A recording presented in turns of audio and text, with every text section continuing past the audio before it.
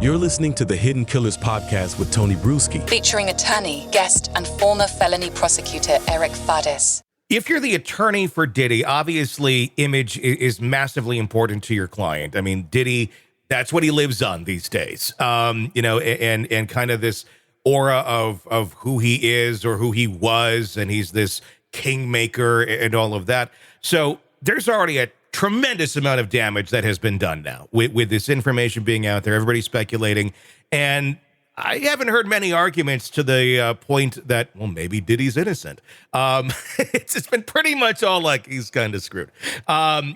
With that being said, how do you advise your client to move forward on this to protect that image? I mean, the best you can. Is really the best thing you can do is saying, this is all ridiculous. There's nothing to it, because that's basically what they've been saying. Yeah, you know what? One report I heard from one of his attorneys is that they have overwhelming, indisputable proof that disproves the allegations against Diddy. I certainly wouldn't lead with such a strong promise to the American public because, one, the defense doesn't have to put on any proof. They don't have to do anything. And two, that's such a huge bar to meet saying you have indisputable proof of every allegation. So I thought that was maybe a misstep by his attorney. I'd advise the client to, of course, lay low and rather to maintain his dignity if he can, but be more on the humble side. You don't want to make specific promises to the public, and you don't want to come out as this bombastic jerk, especially in the face of all of these multiple inflammatory allegations. I think laying low, seeing how things play out, and begin doing investigation kind of on the down low from the defense side would be the move at this point. What kind of weight do the civil suits that have been settled hold over him going forward? Let's assume there's going to be charges brought at some point in time. Are all of those things untouchable? They've been settled in a civil case. There's NDAs, there's all that. Or is it a situation where the NDAs are worth nothing more than the paper that they're written on? Usually the civil suits will provide a body of evidence from which the criminal investigators can draw in terms of building their case. Even if there are confidentiality issues and NDA issues, there are often criminal subpoenas, at least in Colorado, that can sometimes overcome those things. Mm-hmm. So the NDA is like a contract. That's like a civil contract between two people saying, I'm not going to disclose whatever. But the federal government can say, no, we've got a search warrant here.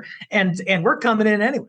So it lists evidence, it lists witnesses in the civil side that I'm sure are going to be utilized in Diddy's criminal investigation. So basically, the civil suit is kind of, okay, we settled this. As long as this never turns into a criminal case, that's like the only way this is going to crack this thing open is if it goes to that level. If none of this happened, if none of the criminal investigation began, those would still be valid. And they probably are still valid to a certain extent until the feds come knocking and saying, oh, we got to talk about these.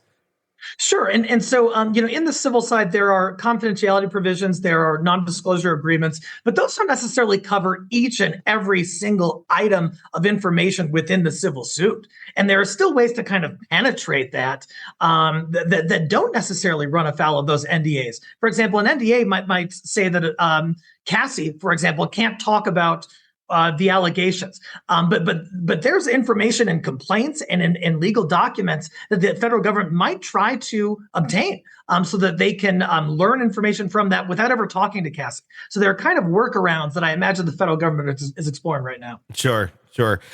How many different types of charges do you think we're going to see here? And how many different trials are we going to see? Are they going to roll all of these charges into one thing? At some point, because we're talking weapons, we're talking sex trafficking, we're talking drugs, we're talking a lot. And I mean, some of them may be a lot easier to prove than others. I mean, for example, weapons. Here's what we found on your property. These are not, and we don't know what they found. I mean, so I can't say for sure that these were unregistered firearms or anything like that. Judging from some of the information we've heard in some of the civil complaints, not going to be surprised if they are, or a portion of them are. The drugs, pretty straightforward there. I mean, those then in itself are going to hold their own amount of penalties and charges.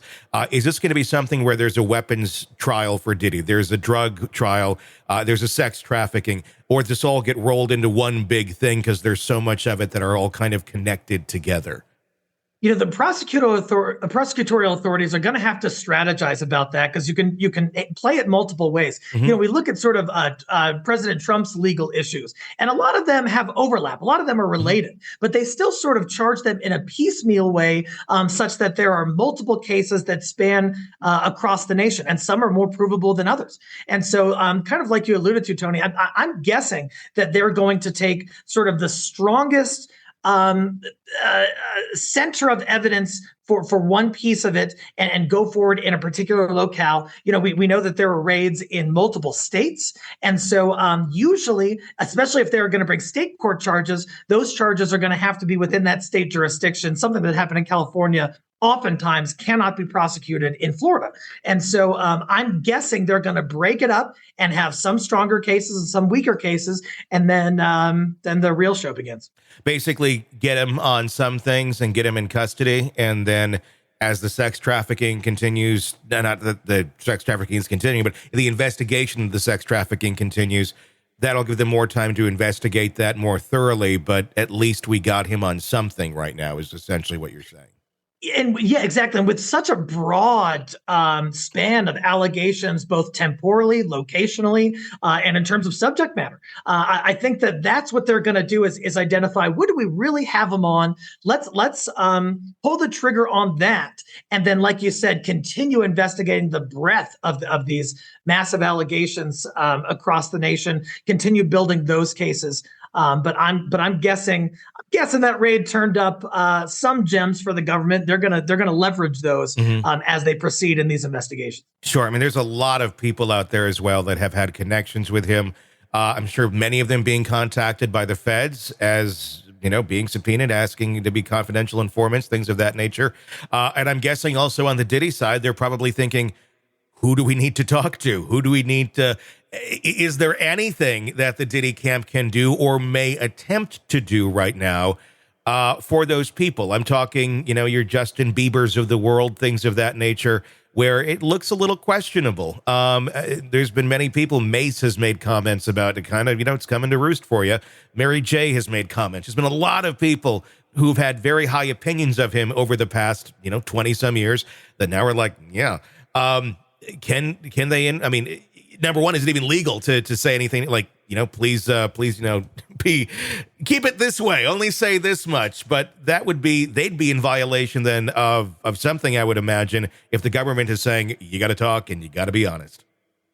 Yeah, if I were Diddy, I would be sort of identifying who my true friends were, and on the legal side, I would identify witnesses who may be supportive of his defense. I suspect his defense is going to be something along the lines of these horrible things didn't happen, but the ones that did happen were consensual. I bet that's the direction he's going to go. So on the legal side, you're identifying witnesses who can support that. But on the PR side, on the optics side, he's got so much at stake business-wise that he has to try to sort of shift the social narrative away from what you said, which is, everybody kind of thinking, God, Diddy is screwed. And obviously, you can argue the consensual thing. If someone is of age, the big problem is going to be proving underage in this, in identifying individuals, because there ain't no consent there. How much do you think drugs played a role in Diddy's mindset over this stuff over the last however many years? We're hearing the allegations of having somebody on staff that basically has a little fanny pack filled with drugs. And when Diddy wants something, Diddy gets something. And it's all just kind of this buffet of whatever the hell he wants. Granted, he has all this money, he has all this power. If he didn't do these things, he could continue to enjoy that for the rest of his life and just fade off into, history. Drugs make you do crazy shit. And I'm wondering, because you look at the behavior, you go, how could you just throw this all away?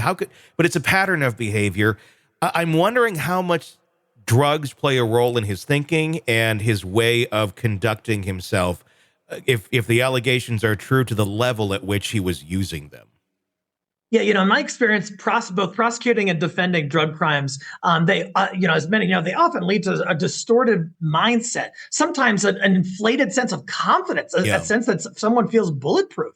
I can't help but wonder, based on the reports I've read and the allegations of drugs being associated with all of these alleged events, that was probably present and probably had some influence on whoever was taking them. And if it was Diddy, then certainly it would influence him. Yeah, it's there's so many tendrils to this thing and so many things that play influence. Not that drugs are an excuse, but I always kind of look for what's the recipe that made this person the way they are, and I do wonder how much that was part of the ingredients. Yeah, me too. And you hear about these allegations of even that the crew had like pink cocaine on hand or something to that effect. Yeah, just like this high level drug possession and everything else. And I imagine they're going to get some people who are associated with that drug trafficking, that drug distribution, that drug use, who are going to come and turn on Diddy, and that's going to begin to have the cards fall against him. Sick of the ads? We are too. Start listening with no commercials now and get access to all of our episodes in advance of everyone else. Become a True Crime Today Premium Plus subscriber on Apple Podcasts. Search True Crime Today Premium Plus on Apple Podcasts or go to our podcast page and sign up now. True Crime Today Premium Plus. Sign up now.